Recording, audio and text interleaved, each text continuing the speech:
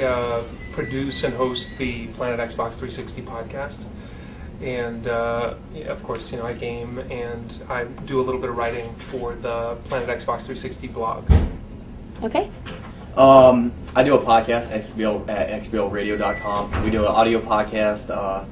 My part on this, because we have a few hosts, is a roundtable. So we actually invite a bunch of gamers to join us, discuss gaming. I also do a video podcast that comes out a couple times a week as well. So just a little 5-10 minute spiel about just updating news. That's all the video is about.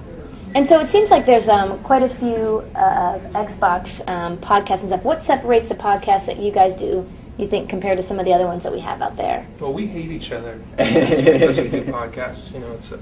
My podcast in particular, our focus is heavily entertainment with news. That's really the combination. We don't consider ourselves hardcore gamers. We don't consider ourselves better than anybody else. We're sort of average people, and we sort of cover the news with opinions from a consumer perspective, just like an average person. That's pretty much us too. I mean, we do, my part, like I said, we do a roundtable, so we invite a bunch of other gamers all the time. We have 2 other hosts, or we have a total of 5 hosts, but 2 other hosts do what we call the .5 shows, the .0 shows, and it's Carpal Tunnel, and the other guy, and they do more of news shows with comedies, and then we also, bring people on our show, like, Nelson was just on our last show as well. So, I mean, we do that. We try to have some fun. We try to get community members on our shows. We try to do all sorts of kind of cool stuff. Cool. Let's talk a little about some of the topics in gaming that you guys have covered lately. What are some of the hot topics happening right now? Crackdown and beta for Halo 3. if gamers are going to be buying Crackdown, for Halo 3, or if they're going to be buying Crackdown for actually Crackdown. And this is one of our topics on our last roundtable, and I was actually surprised. Most of the gamers actually were buying Crackdown for Crackdown itself, which surprised me because I thought it'd be the other way around. So that was a pretty big surprise. It's a big story. Yeah, 2 things that we talked a lot about recently are the aging gamer demographic, the idea that the demographic is 18 to 34, but that 34-year-old group is a group of people that grew up with games and is probably never going to put them down. So we talked a lot about that, and we had a lot of feedback from listeners who said they would never stop gaming. And we also talked, sort of in connection to that, we talked about how story is going to play a role in games, and whether or not we've seen as much as we can see in terms of the quality of stories, and stories that are more engaging for an older population as opposed to just very flat 2-dimensional stories. And a lot of those 2 things generated a lot of discussion with our listeners. So since you guys know a lot about the industry and stuff, I'm curious, what do you think, what excites you about the video game industry, and what scares you about the video game industry? Downloadable content and downloadable content. both ways. Microtransactions is a good thing and it's a bad thing. It's a bad thing when we get companies like, I'm not going to say the companies because I'm not sure if I'm supposed to or not. But you can say whatever you want to say. Like EA, and they come out of the game like Godfather and they start charging you for cheats that were actually in the other versions of the games. That's scary to me because now we're paying for stuff that should have been in the game. But at the same time, downloadable content of, or Crackdown, they haven't announced anything, but I mean, Halo 2 has always had this awesome content. Gears of War is downloadable content. Viva Pinata is cool little accessory packs. So it's a good and bad thing.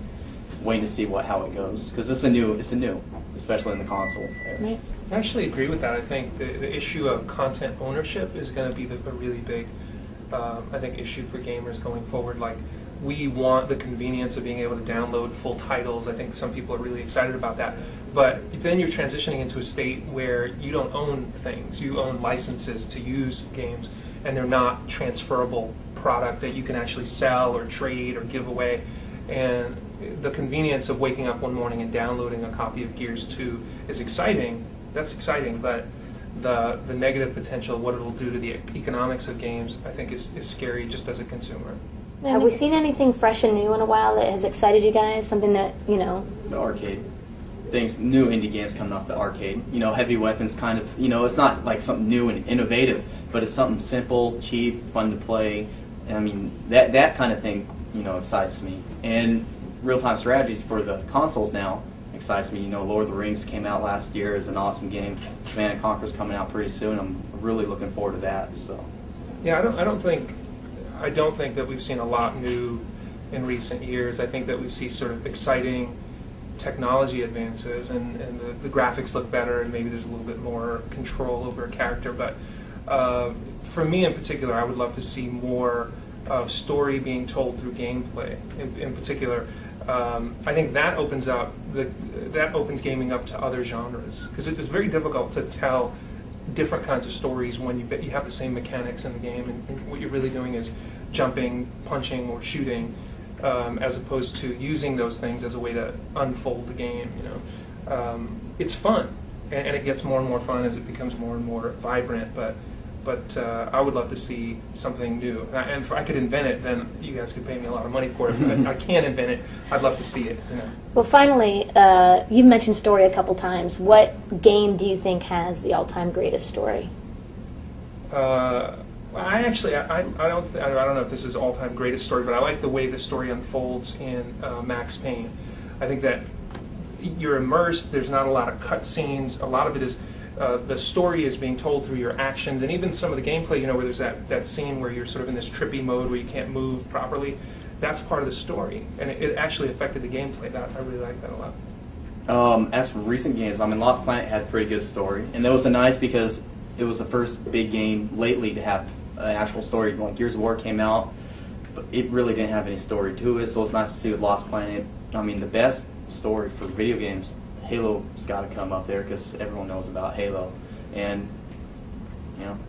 Okay. And finally, just your names and where we can find you one more time. My name is Nelson Rodriguez, and you can find me at planetxbox360.com, or you can look us up on iTunes under Planet Xbox 360. My name is Steve. I go by Steve519. You can find us at XBL Radio.com for an awesome weekly podcast and awesome, very often video podcasts.